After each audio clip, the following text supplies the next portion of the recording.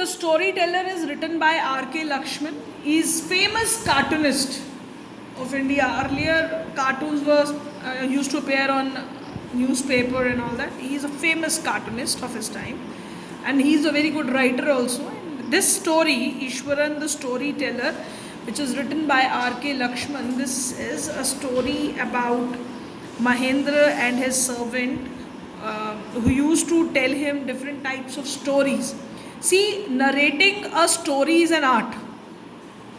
It's not that when you are I ask you to dictate a story to me, it's not that I always find it interesting.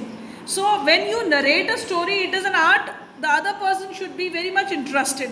It needs a lot of description, the way you describe things, the way you narrate the things, with expressions, with the different kind of tones used in it.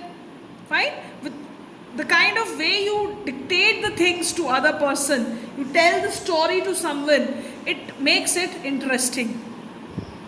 So this story deals with that also, that how the Ishwaran, who was the servant of Mahendra, who used to cook for him, used to wash clothes, so he was a kind of a constant companion with him wherever he goes for his work. He is accompanying him to those places, and kind of a domestic help he is providing to him, cooking him, serving him meals, washing his clothes and all that. And more apart from all these regular chores, he is also providing him a constant company, telling him different types of stories. And as he is a religious person, and he had an effect of religious stories of Tamil language, so the effect of those stories which he had read earlier, it may be related to God and all other stories, whatever he narrates to his master, his person to whom he is serving, that depicts that. And he is very excellent storyteller. You'll come to know from the story. Let's start with the story and I'll explain it to you. So Ishwaran the Storyteller by R.K. Lakshman. The story was narrated to Ganesh by young man, Mahendra by name. The story was narrated to Ganesha by a young man. The story is narrated to Ganesha by a young man, and whose name was Mahendra by the name. He was a junior supervisor in firm which offered on hire supervisor at various type of construction sites, factories, bridges, dam and so on. Mahendra's job was to keep an eye on activities at the work site. He had to keep moving from place to place every now and then, as ordered by his head office, from a coal mining area to a railway bridge construction site. From there, after a few months, to a chemical plant which was coming up somewhere. Now, tell us about Mahendra also, who is a supervisor in a firm, who is working for a construction site, and due to his work he has to move from one place to another. His main work is to keep an eye, watching. Supervising basically means supervising the work, what other people are doing, labor is doing the work properly or not, whether they are paid. So that is the work of a supervisor on the construction sites. So he is doing that. And obviously it's not necessary that construction sites are always at the comfortable place of your living. So if it can be at different places also. So this man has to move to those construction sites for supervising the work of people. So his job was moving job. He used to move to different places. Now, to keep moving from place to place, then as orderly by the head office, whatever orders he received from the head office, and wherever he used to go, from a coal mining area to railway bridge construction site, these are the different kind of. So, their construction company is working on a large level. It may be the railway construction site, it may be the coal mining areas, so different places. From there, after a few months, to chemical plant which was coming up somewhere. So he has to move to the chemical plant also, from where he is going to work from there. So he was a bachelor. He needs very simple, and he was able to adjust himself to the kind of odd conditions, whether it was an ill-equipped circuit house or a makeshift canvas tent in the middle of the stone quarry, but on one asset he was his cook Ishwaran. The cook was quite attached to Mahendra and followed him uncomplainingly wherever he was posted. He cooked for him. He cooked for Mahendra, washed his clothes, and chatted away with his master at night. He could weave out endless stories and anecdotes on varied subjects. So now Mahendra was a bachelor, he was not married. So, and the boy was so simple that wherever he goes, he can adjust himself accordingly.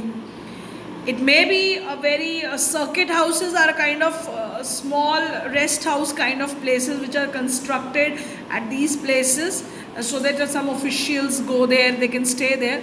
So even if the circuit house is not good, he can stay there. Even if he has to stay in a tent, if no place for living is there, he can even live in a canvas tent near the construction area where the rock piles are there, no problem with him. So that makes Mahendra a very adjusting person to any situation he can do. But what is the asset? Why the cook is referred as Ishwaran? The name is Ishwaran. He is a cook who is constant companion with him. Wherever he goes with him. So it was an asset. Why he was called an asset? Because he was not only helping him in the domestic work, but apart from that, he is a constant companion who used to tell him weave out. As I told you, weave out means make up. We used to make up different kind of stories, endless stories he have. Anecdote also refers to stories or narratives, small short stories. He has varied subjects, he used to tell him different stories. Remember, this is the time when no television, no radios are available. This story, when it was written, it's about the time when no such entertainment sources were there. So obviously telling stories, narrating the stories, that was a prime source of entertainment for the people. Ishwaran also had an amazing capacity to produce vegetables and cooking ingredients seemingly out of nowhere in the middle of desolate landscape with no shops visible for miles around. He would miraculously conjure up and most delicious dishes made from the fresh vegetables within an hour of arriving at the zinc sheet shelter at the new workplace. Now, what was the new workplace? What is the new workplace? It is a chemical plant. He was assigned that. So, this Ishwaran, the qualities of Ishwaran are highlighted in this paragraph. They tell us that he can produce vegetable anywhere. Now, some people have that art that they go and they just pick up some leaves from the place around and they cook it, and they are such a wonderful cook. It tastes very well. So Ishwaran has that quality, and he arranged for the vegetables on his own. So Mahendra don't have to worry about anything. Even in the desolate landscape, desolate means where no one is living, nothing is produced, he can arrange for the vegetables, fresh vegetables, and get them cooked. And he would miraculously conjure up the most delicious dishes. So sometimes these very tasty dishes appear right in front of Mahendra.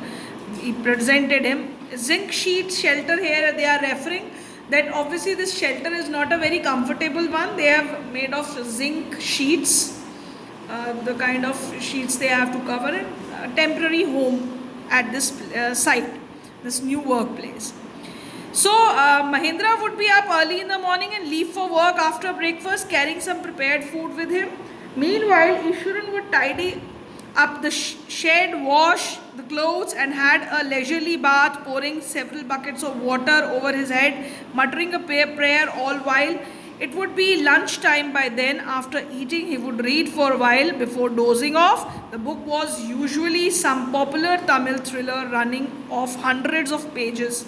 Its imaginative description and narrative flourish would hold Ishwaran in thrall. Now, what is the routine of Ishwaran? Mahendra obviously eat his meal in the morning, and some prepared meal he took at the site. And what Ishwaran used to do after that? He used to make the things clear, wash his clothes, take a bath, continually pouring so much of buckets of water, and then he used to mutter the prayers. So he was a God fearing person. He used to pray to God regularly, and very casual routine. By lunchtime, there was lunchtime, and after having a lunch, he used to read something and even sleep. So the cook was also living a very comfortable life, arranging things for him at this place.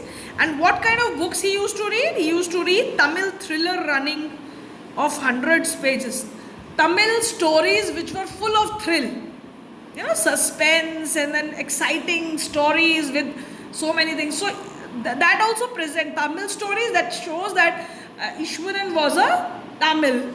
Fine, he belongs to that place. Its imaginative description and narrative flourish would hold Ishwaran in thrall.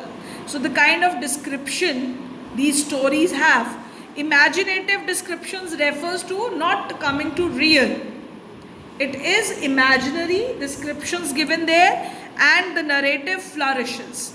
And narrative flourishes means the language which it used in the stories, it was so much appealing, which humanitize the stories, which makes them humanitize the stories means it makes you feel real. If I am dictating a story to you people, you are going to imagine it in real. That is humanizing a story, making it real. It appears in your brain and you imagine the characters, different things. As just now I am telling you a story, you might be imagining the character of Ishwaran, you are imagining the character of Mahendra, and even when I was talking about the zinc shelter, you are even imagining that shelter, how he used to clean up clothes. That is how the story is imagined in our mind. Get it? With the next part.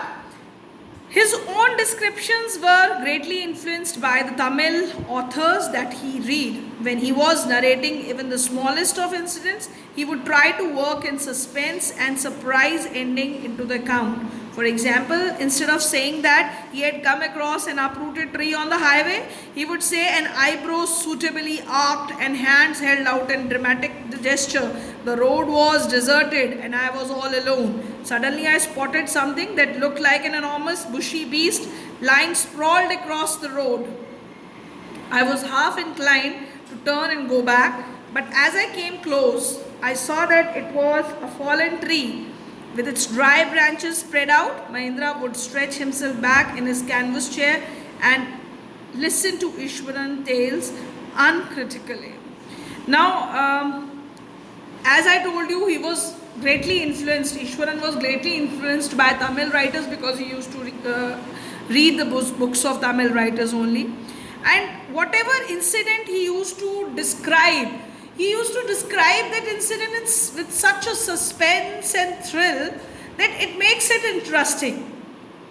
It is a way of explaining. So they have provided you an example. If somebody saw a broken tree on the road, how he is going to describe that I was coming on the way and I saw a broken tree lying on the road? But how Ishwaran used to tell him that what he used to arc his eyebrow up there. That is to show the surprise, that he was surprised, his eyes would be bulged up. So that kind of expression first he make so that a suspense is built. And then he used to say that the road was deserted, everything was quiet, I was all alone. Suddenly I spotted something that looked like an enormous bushy beast. Beast refers to a monster. So it appears to him. Now see the way he is presenting a tree itself. I was all alone, nobody was there. The tree, he is not referring a tree, he is referring it as a bushy beast sprawled across the road, that it is reclining on the road. And then what happened? Then it was half inclined to turn and go back. He was thinking that let's go back, there is a beast there. Then when I came close, I saw that it was a fallen tree. So that's how he built up the suspense. So, and Mahendra reaction was that he used to lie down relaxingly and then he used to listen to what this Ishwaran used to tell. So